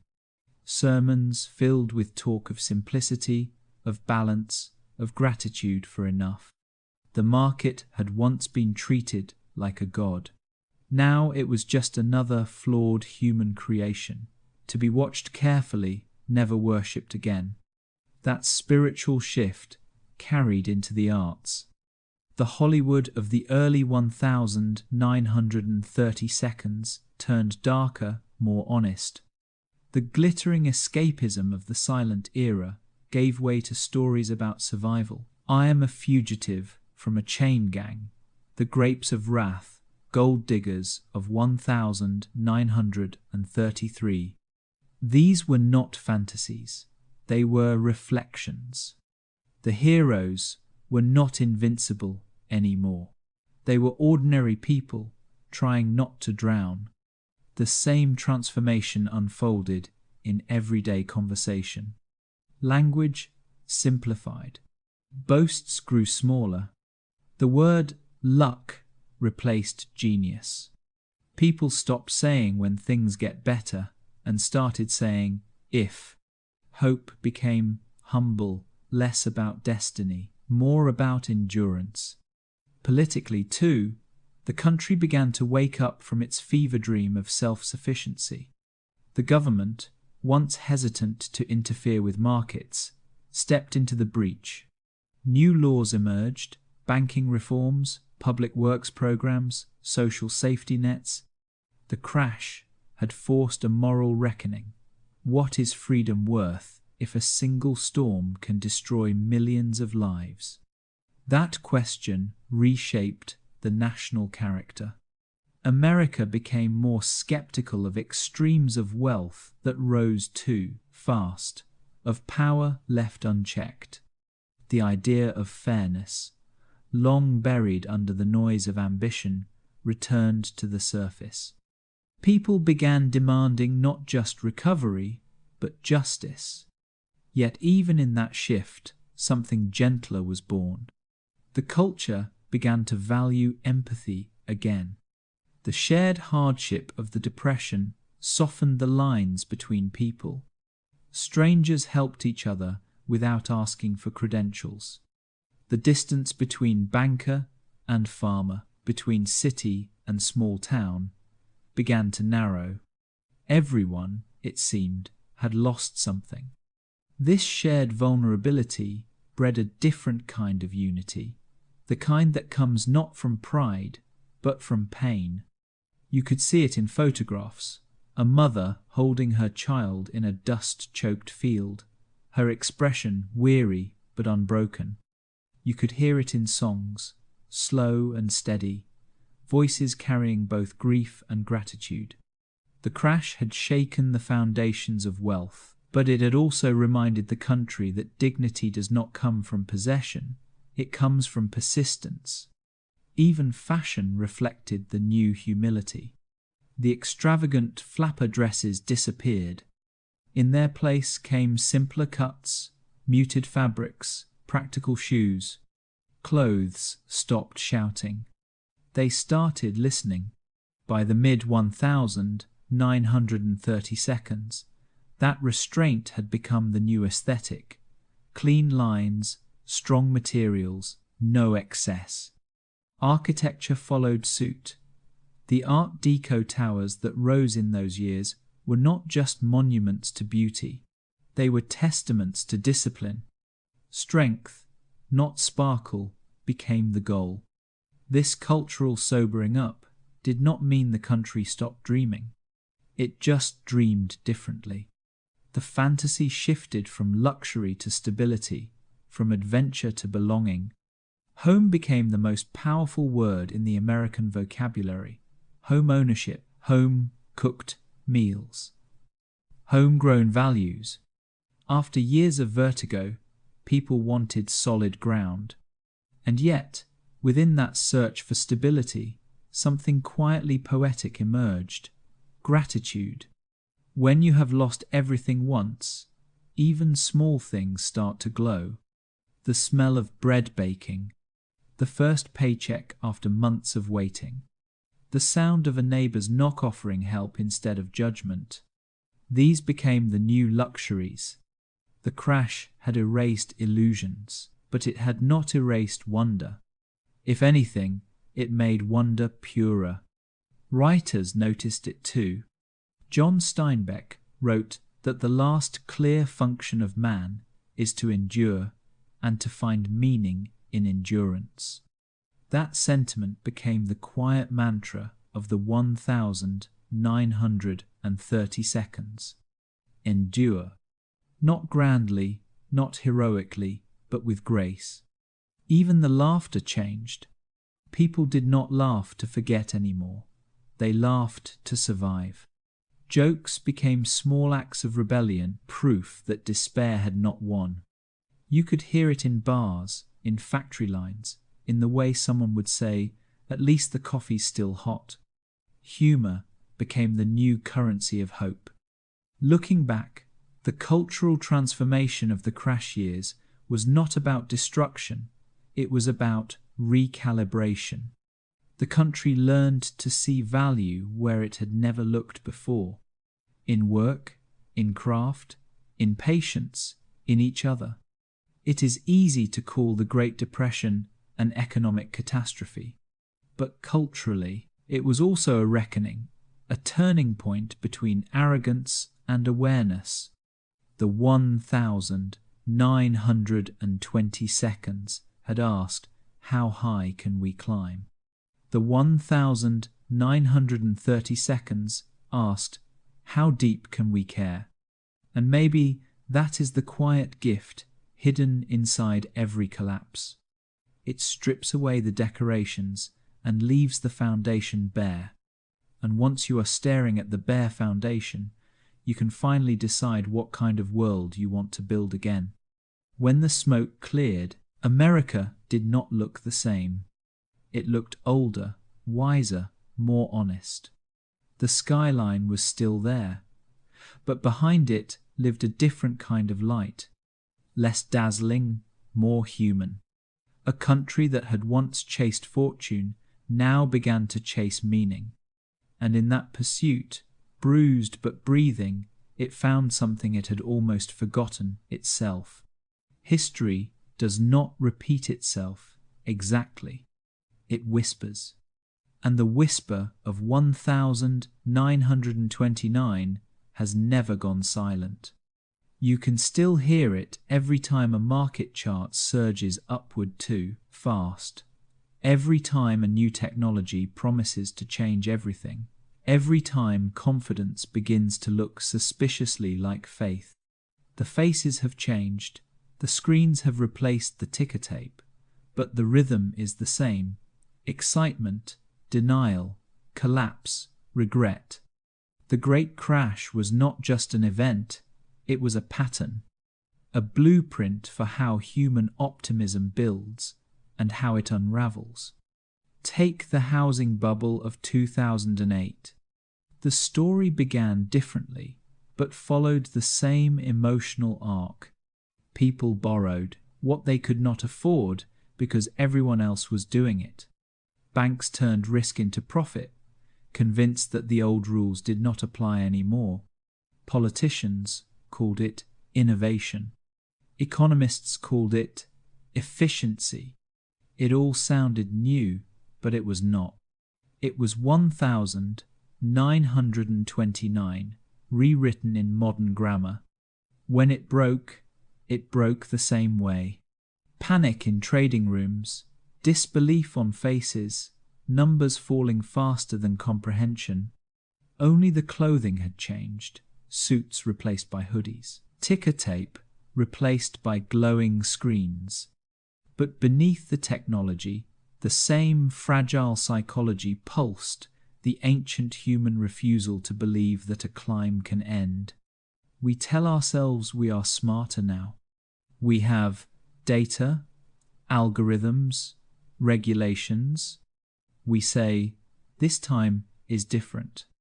That phrase has been repeated before every collapse in history. It is almost an invocation. Each generation believes it is immune to gravity until the floor shifts again.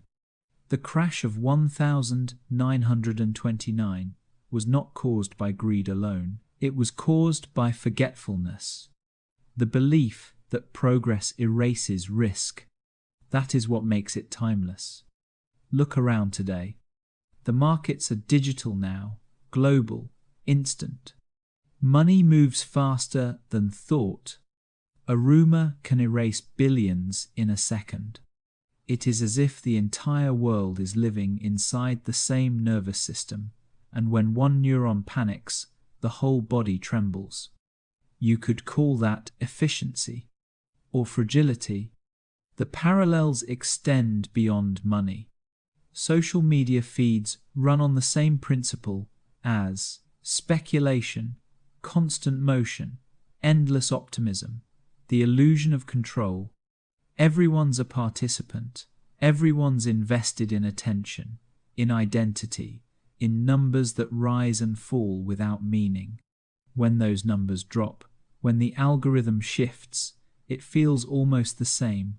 The sinking stomach, the disbelief, the sudden silence after noise. What the people of 1929 discovered, we keep rediscovering. Confidence is a collective hallucination. It is real only as long as everyone believes in it, at once. When belief fractures, reality rushes in. There is a reason images from the crash resurface whenever crisis returns.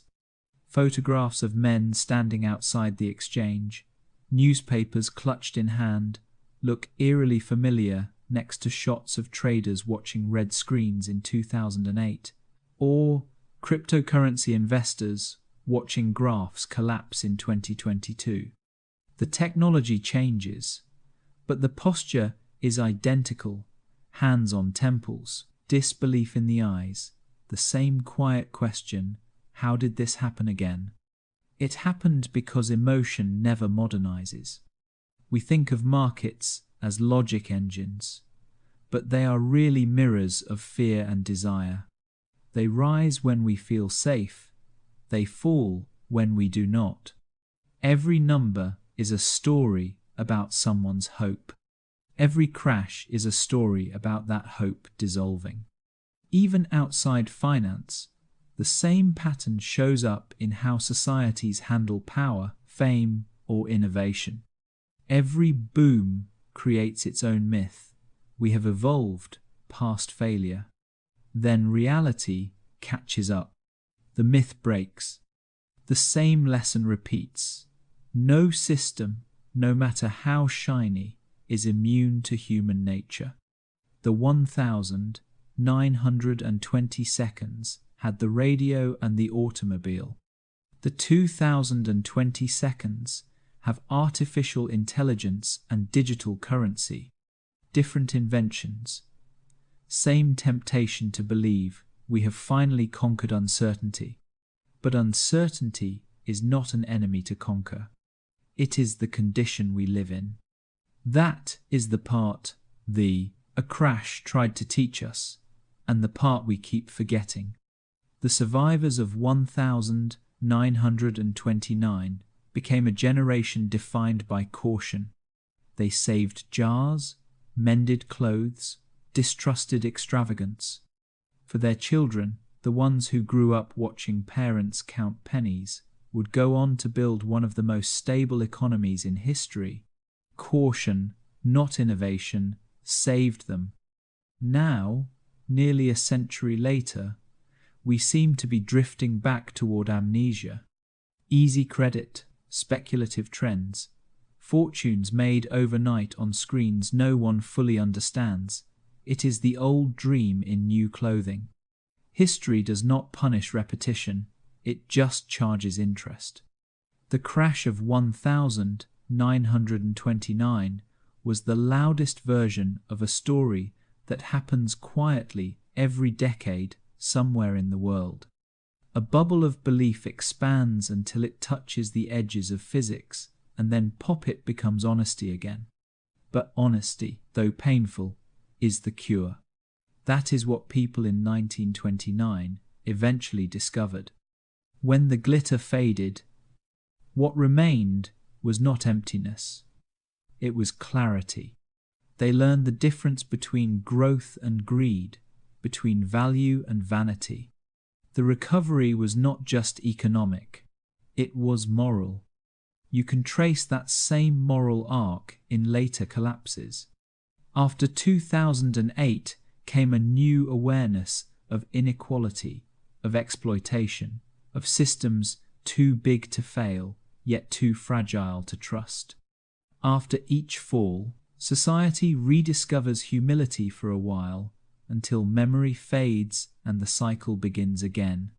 Perhaps that is why stories of the Great Depression still haunt us. They remind us that the line between confidence and delusion is thin, and that intelligence does not protect against emotion. They whisper a warning. Every era believes it is the exception. None are. Still, there is a comfort in recognizing the pattern. Because if collapse is cyclical, so is renewal. The people who lived through 1929 eventually rebuilt, not the same world, but a wiser one. They built safety nets, laws, habits. They taught their children to live within limits. They learned the hard way that resilience does not come from avoiding risk but from surviving it. That is the inheritance they left us, not their fear, but their realism. And yet, if you listen to the news today, you can almost hear the same music playing again, the excitement of new wealth, the mantra of infinite growth, the denial of limits. The dance continues. We are always one step away from believing the floor will hold forever. Maybe that is why we keep telling stories about 1929, not just to remember, but to warn ourselves. To remind ourselves that progress without humility eventually corrects itself. Because the market, like life, has gravity, and gravity does not negotiate. The crash taught us that every boom carries a shadow, that prosperity demands empathy, that optimism without caution becomes cruelty. It is a lesson that does not age, because human nature does not either. If the past whispers, the question is whether we still know how to listen.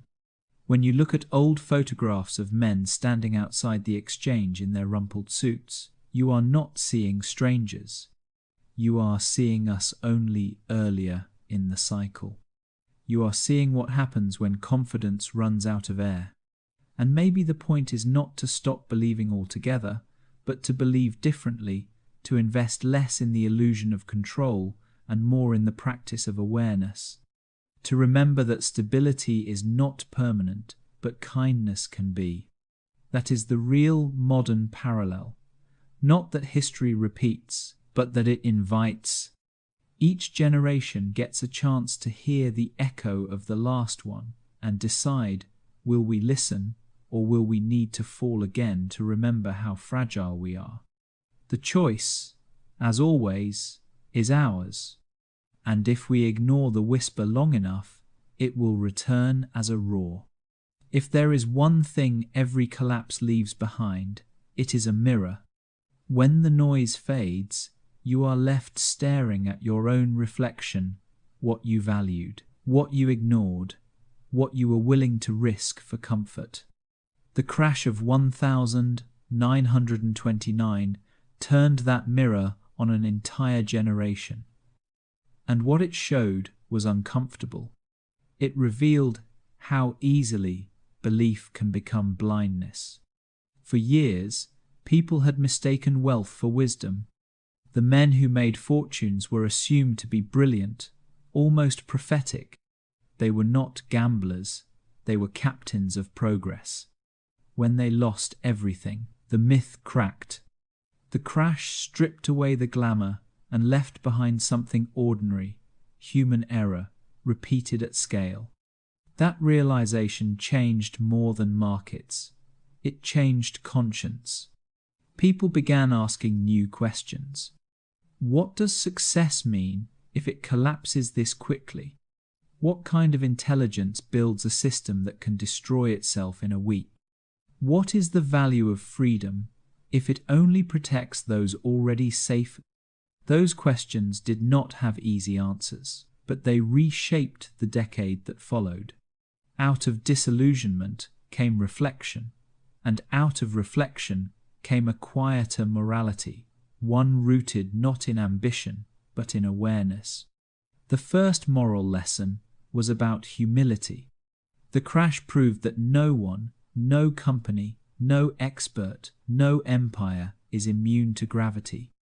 The smartest men in the world, armed with charts and confidence, had been wrong. That humbled people in a way no sermon ever could. It forced the world to see that progress is not linear.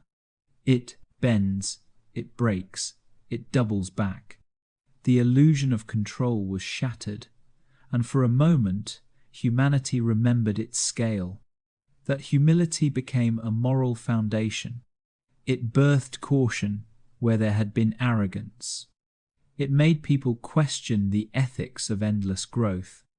It turned extravagance into embarrassment and prudence into pride. The second lesson was about greed. The decade before the crash had glamorized excess. Spending was a sport. Borrowing was a lifestyle. The crash turned greed from a symbol of daring into a source of shame. People began to see that appetite without limit is indistinguishable from self-destruction. The same brokers who once bragged about risk now warned their children against it. Society began to view moderation as moral strength, not weakness. Wealth did not disappear, it just lost its halo. The third lesson was about interdependence. Before 1929, America believed in the myth of the self-made man. Afterward, it learned that collapse is collective. One person's speculation becomes another's starvation. The economy was not a ladder, it was a web. When one thread snapped, the rest trembled. That understanding birthed empathy in places where there had been isolation. The man standing in the breadline was not just unlucky. He was part of a system that had failed everyone. The crash turned I into we. The fourth lesson was about illusion. The 1,920 seconds had treated money as magic numbers, rising without labor, fortunes created by faith alone. The crash reminded the world that value can't live only in paper or pixels. Real worth lies in things that endure when illusions burst: skill, kindness, time, honesty.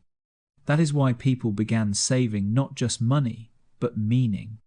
They built lives around stability instead of spectacle. They learned that wealth without wisdom is a hollow thing, a house made of glass in a world that loves throwing stones. The fifth lesson was about resilience. The crash destroyed fortunes, but it did not destroy humanity. It showed that survival does not require certainty, just persistence. The people who lived through it did not rebuild through genius, but through endurance.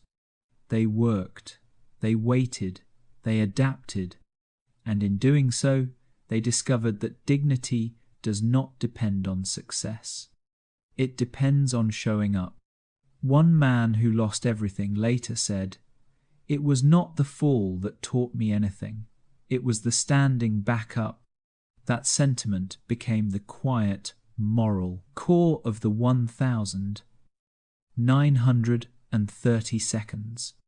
Life was not about never falling again.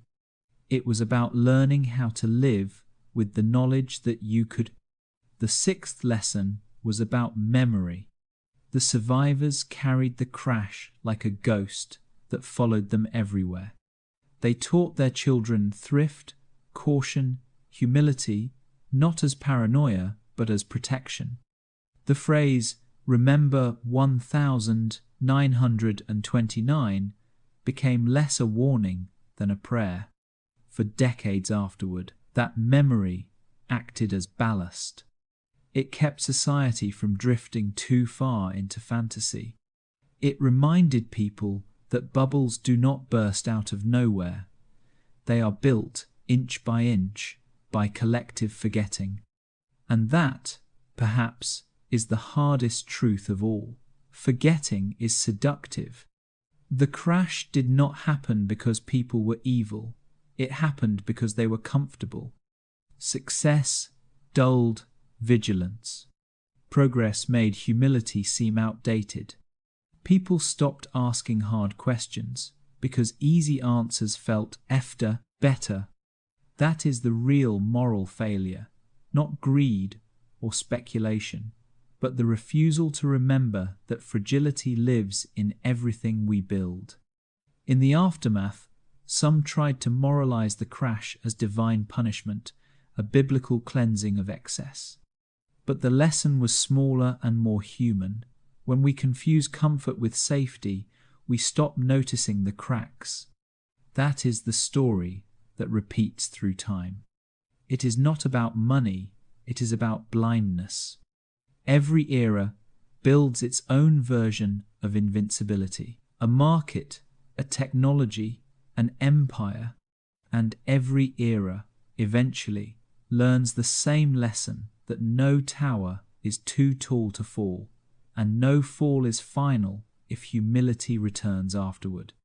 For those who lived through 1,929, morality became simpler. They did not need manifestos or philosophies. They just lived differently. They worked honestly, spent cautiously, trusted slowly. They measured worth not in possessions, but in persistence. That is what moral maturity looks like after catastrophe. not moralizing, but modesty. In a sense, the Great Crash was a teacher disguised as disaster. It stripped away everything superficial and left behind first principles: balance, empathy, restraint, respect for limits. It also revealed a subtler truth: progress without morality is not progress. It is acceleration toward a cliff. The generation that rose from the wreckage did not see the crash as failure. They saw it as correction, a painful but necessary reminder that prosperity has to serve purpose, not ego. That is the kind of wisdom that can only be learned the hard way, by losing what you thought mattered and discovering what actually does. Even now, when markets rise and optimism returns, the moral echo of 1929 still hums beneath the noise. It asks quiet questions that never age. Are we learning or repeating? Are we building safety or spectacle? Are we chasing growth or meaning? Those are the questions the crash left us with. They are not lessons you graduate from, they are lessons you live inside. Because in the end, morality is not about avoiding another fall. It is about remembering the ground beneath your feet and walking lightly enough not to break it again. By the time the panic faded and the last echoes of the crash dissolved into memory, something new had settled over the world, a long, thoughtful quiet. Not resignation, exactly. More like a pause. A collective exhale from a generation that had looked straight into the machinery of its own illusions and lived to tell about it. It is easy, from the distance of history, to flatten 1929 into a headline. The Great Crash. Numbers plummeting, banks closing, fortunes vanishing overnight. But for those who lived through it, it was not an event. It was an atmosphere. It seeped into every room, every conversation, every heartbeat. It did not just happen. It stayed. And when it finally began to lift, people were different. The survivors did not speak of recovery in the way politicians did. Recovery, to them, was not about numbers or graphs. It was about quiet mornings, a warm cup of coffee that did not taste like fear, a job that lasted through the week. They had learned, painfully, that stability is the rarest luxury of all. You can almost imagine one of them, an older man, sitting at a cafe window in 1935, the hum of the street soft and steady again. He stirs his coffee slowly, watching sunlight spill through the glass. Around him, the world has resumed its rhythm. The shops are open. The factories hum. But in his eyes there is still a shadow, the memory of a time when all this had disappeared overnight. He does not hate the market. He does not worship it either. He simply respects it, the way you respect the ocean, beautiful, vast, and utterly indifferent. That is the quiet wisdom that the crash left behind. Understanding that control is an illusion and humility is a kind of armor. For a while, that wisdom shaped everything. People began to save, not hoard. They began to plan, not gamble. The generation that came of age during the Depression carried that restraint like a badge. They built families slowly, homes modestly, hopes carefully. Their lives might have looked smaller, but they were stronger in the places that counted. It is not the kind of triumph that makes for headlines.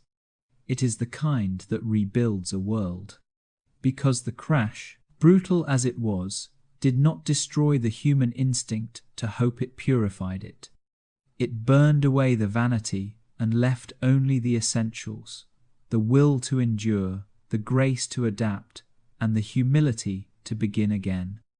And in that way, the story of 1929 is not really about markets or money.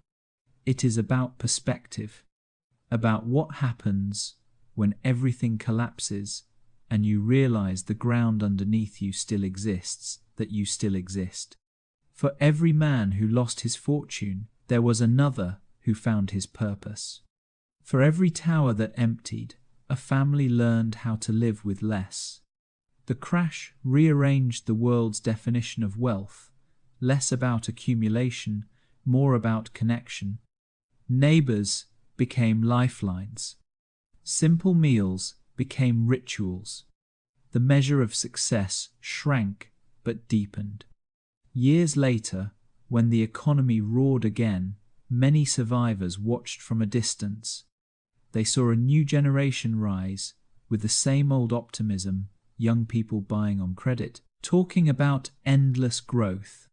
Some smiled, some worried, but most just said, they will learn. Not with bitterness, but with recognition, because experience had taught them that history does not punish. It educates in the slowest, hardest way possible. And maybe that is what makes the story of the crash still worth telling, not as a warning, but as a mirror. Every time we hear about a bubble bursting, every time we chase the next big thing, every time we mistake speed for strength, that mirror waits for us. It reflects the same truth over and over, that progress without memory always circles back to humility. When we look at those black and white photographs, the brokers on the steps, the bread lines in the snow, the quiet faces staring into nothing, it is tempting to feel pity. But if you look closely, there is something else in those expressions: resolve. They are not just mourning what they lost, they are measuring what remains. And what remained was enough. That is the quiet miracle of survival, the discovery that enough is a kind of abundance. The moral of the story is not that ambition is evil or that risk should be feared. It is that both need boundaries.